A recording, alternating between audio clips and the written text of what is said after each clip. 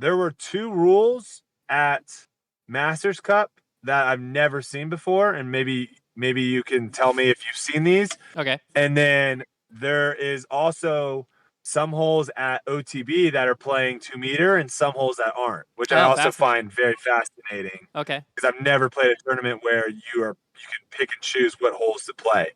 So here are the two rules. I'll give you the first one that's just weird, and then the second one's like, what the heck is this? Okay. So first one, par 3, dogleg to the left. All Okay. right. You have a cart path down the left-hand side. That's OB. Mm-hmm. And then left of the cart path, we usually would play like OB is left, or sorry, OB cart path and beyond, Yep. right? Yep. This hole played OB cart path river. Yeah. Left of the cart path is hazard. Oh, okay. Which I think is almost like backwards, right? Where it's like it should, in my opinion, it should be like hazard, hazard, hazard, and then OB is how I would think it would make sense. So we actually had a shot. I don't think this happened on live, but we actually had a shot. Drew threw his tee shot. It clipped a tree, landed in the hazard. So it's inbounds, inbounds, inbounds, clips the tree. Now it's over the cart path. Then it hits onto the hill on the hazard, then rolls down the hill into the cart path, OB. Oh, okay. So now we're like, where the heck does he take that's a great take question. it in?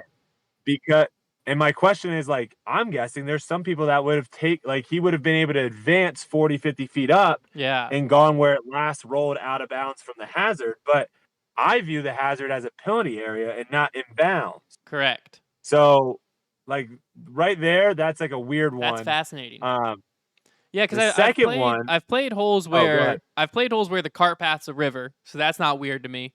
I've played holes where cart path and beyond is like a hazard or OB. I definitely think that the right idea would have been just all of it's one or the other.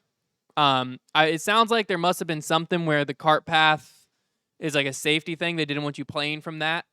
If that's something where I don't know why. No. But that would be the only reason I could think of why they would do it that way. Because if not, then what's the point of separating the two? If that makes sense. Like, what did they give an explanation of why they played as two different things? No, that was just one of the situations where it's like Drew threw a bad shot. Someone else threw a bad, someone else can throw just as bad of a shot, but Drew got more penalized for being closer to the basket by throwing like a better shot than someone that threw a. So what was the end up calling? Did Drew get where he went OB or where it rolled back in? Rolled back down to the OB. We talked about for a while, and we felt like he should take it to where it was last inbounds. And since we were like, I don't think hazard is inbounds. Correct. Like, I think that's a penalty area. So he just took it back to where it was like last in the fairway before it crossed. Yeah. I mean, that's what I would have. That's how I would have played it. Just because, like, then if you take your lie would then be in the hazard. Yeah, it's weird. It's weird. Yeah, so I would have done it the same way, but I don't know the technical rule on that as to like where you take it. I don't think there is one. Yeah, because if you take relief into the hazard, do you get another stroke for that? That wouldn't make any sense. So it had to be the last place inbounds. Fascinating. Okay, what's the second one? Second one's even crazier. Oh, okay. Heck yeah. Second one is a par 4. Okay. And you're throwing down a fairway. Okay. And then you immediately, so you throw like a 400-foot shot down a fairway. Yeah. And you have cart path on the right. And that's OB. And once you're in the fairway, now you get to your disc, you immediately turn 90 degrees to your right. And now you're throwing over the cart path, which is over OB. Okay. And then there's like a bunch of rough and stuff like that. That's OB. That's OB. And then in the woods is an island green. Okay. So you're throwing from inbounds into an island green. Okay. Now, how the rules said, and my point with this is something that I think the Pro Tour is probably going to be looking into with the PDGA. And this is where I think the PDGA definitely needs to work with the Pro Tour about like, it's okay with the Pro Tour having specific rules that govern the Pro Tour, and it doesn't have to be for all C tiers and B tiers and A tiers. But I don't like. It's very confusing, and this is a perfect example. It's very confusing when different holes play different ways. Yeah. Like some play OB, take it here. Some play stroke and distance. Some play drop zone. Some play. There's so many different ways of playing with the same like penalty, if that makes sense, that it's very confusing versus just saying like, all right, if you see white flags, it's OB. If it's yellow flags, it's hazard. And they all play the same way all the time. So anyways, this is what we're told on the tee box before we go off. Well, first off, let me read how the rules say. Okay. The rules state your first throw, okay, your first attempt at trying to get on the island, if it doesn't stay in bounds, right? Yep. You have to go where it was last inbounds before the cart path. Okay? So you chuck it OB, you're now just advancing to the cart path and still having to throw a big shot over the thing.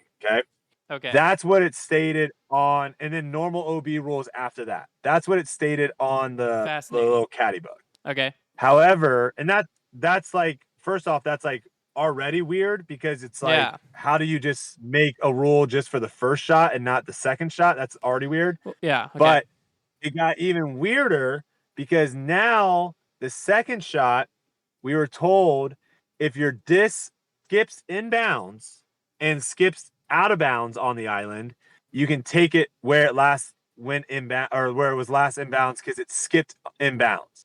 But if you flew it over, so you just chucked it and it went straight over the basket and outbounds on the back, because it never touched inbounds, it's a stroke and distance rethrow. And I was like, no, what? No, yes, that's I know, but that's that. Did they get a? Did they have a waiver where the PDGA approved the island green? Because like the PDGA approving the island green, approve the island green. That's not even how you play. No, but that's what I'm saying is when the PDGA approves the island green, they send you back like, hey, how much distance is between this and this? Bro, I don't know. If so, you need a drop zone, and like the PDGA lays it out like what you have to do. And I have never heard, because that's just not even that's not even an OB rule in the PDGA of it touching inbounds versus flying it over. Like that's Ricky. That's Ricky was with us.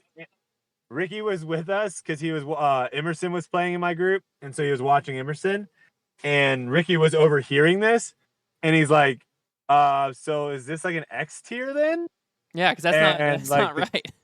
The TD was like, or I don't know if it was the TD, it was someone, but it was. I thought I was like, what the heck? Because the first thing that comes to my mind is, not everyone's going to play this way. No. That's the first thing that comes to my mind is when you have a rule like that is actually because that's really not confusing. That's not the rule. Written. That's not the rule. That's not a PDGA rule. Correct. It's against PDGA rules. It's the same way with the bunkers from like Worlds last year. The bunkers were really bad at this course too, of where there was a lot of grass overgrowth in some of the bunkers. So if you're like a golfer and you know how like a bunker is cut, you would be like, that's definitely in the bunker, even though it's on grass, right? Because it's like cut in that way. But like, what if 4 people aren't golfers and they're just like, well, and they just know in disc golf, like, you're touching the bunker's sand, this is grass, I'm in bounds. So that's where it's just like, again, it's one of those things where I'm always going to fight for like fairness and like trying to make it to where we all feel like we're playing, because I don't think people are purposely cheating. I mean, there might be some people out there that do that, and if that is, and there's a terrible person. Yeah. But I think for the most part, people are trying to play by the rules. But the problem is like when you have the rules changing so much and you don't know if it's this way or that way. And a lot of times, like I said, like they're not wrong when you just look at it and be like, oh, it's touching grass, I'm inbounds, I'm not in the bunker. There might be cards that did that, and like a lot of people looked at it and be like, yeah, you're touching grass, you're good. Yeah. But then the next card right behind them look at that and be like, no, man, like look how the bunker is cut. Like, yeah, that's just overgrowth grass. It's the same thing where it's like grass on pavement, right? Like on the road, if the road's OB, and you've got like weeds coming out and you're touching the weeds. It just It's just things where it's like lines and all that stuff would make it a lot easier. But those were the two fascinating rules that were just, again, thrown on us right before we're teeing off. Yeah. And we're just like trying to, figure out what the heck is going on. And hey, I'm all for. I thought you get a kick out of that one. I'm all for like the TD before the round, using that time to be like, hey, heads up. See, I hate that. There's a beehive on. Well, you don't want to know there's a beehive on hole 3. We've marked it. You get casual relief. You got it. That's the easiest way to notify people. Or if there is like that's a dark horse situation. We've been notified of this massive mud area. We've made it a casual relief area if you land in that. Like where the course. See, I don't like that. I think casual relief should be a blanket statement. We should play casual relief the same way every single time. Sure, but if Friday, no rain, no need for casual relief. Saturday, like Friday, rain comes through. Saturday, the course is just muddy everywhere, and you're like, hey, heads up, this round casual relief. Have one. Boom. No, no, I'm saying there's one rule for casual. Ready? This is the easiest way of doing it. Put your foot behind the disc where your disc is, right? Yeah. You put your foot behind the disc where you're going to throw. Yeah. Right? If you step down and water comes up from the ground, you can take casual relief. If you step down and no water comes up from the ground, you have to throw from there. No. I mean, but there's several times. What are you talking about? There's several times, like in Falling Creek. No? We just played Falling Creek with 2 guys that came into town yesterday, and we were on middle of the fairway down a hill. There's a bunch of just mud and clay. You step on it, no water comes up, but it's as slick as anything you've ever stepped on. So, like, if I was a TD and I'm on that hole, I'm saying, hey, if you land there, that's casual relief. So your rule, there's no casual relief there because no water comes up because it's just thick mud. But it's very slick. I think that's where it's important to be able to say as a TD, hey, no, you're right. This here. You're right. And I think before the round, the easiest way to be like, hey, heads up, this right here, you get casual relief off of it. Because you send an email out, half the cards are going to know, half aren't.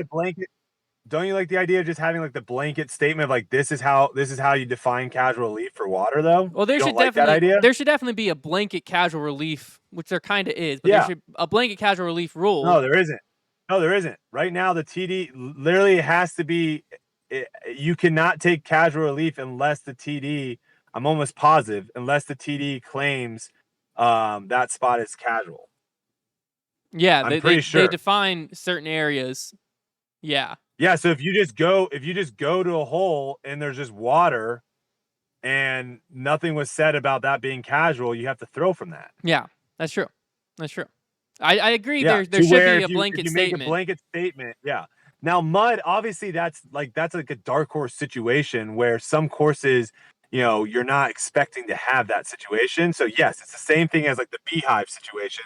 You're not expecting to have wasp nests on your golf course or wherever. So yeah, I can see how you can be like, okay, this is actually a very dangerous situation for people to have to throw from.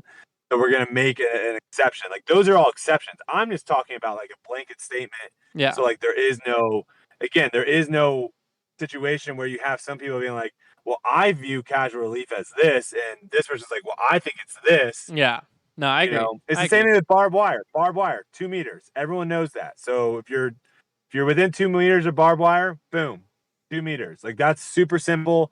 That rule never changes. That rule didn't used to exist, by it. As far as I know. When I first started playing, it was called the Bisco rule because of John Bisco in Virginia. Oh, really? Or at least in Virginia, it was called the Bisco rule. Did he crush himself in barbed wire? No. He had his course, I believe it was Hawk Hollow, had a bunch of barbed wire. And so he came up with the rule of when you're playing there for his like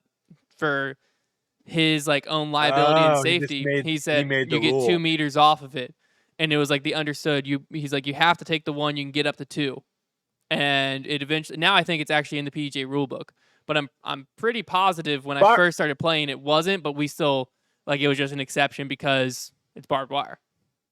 Yeah, I mean, barbed wire is also one of those things where ideally the Disc Golf Pro Tour is not playing on courses that has barbed wire. Yeah. Right? Unless you're, like, way in the back of, like, a property line or something. There's not barbed wire using to define OB on a Pro Tour event. Yes. Yeah, exactly.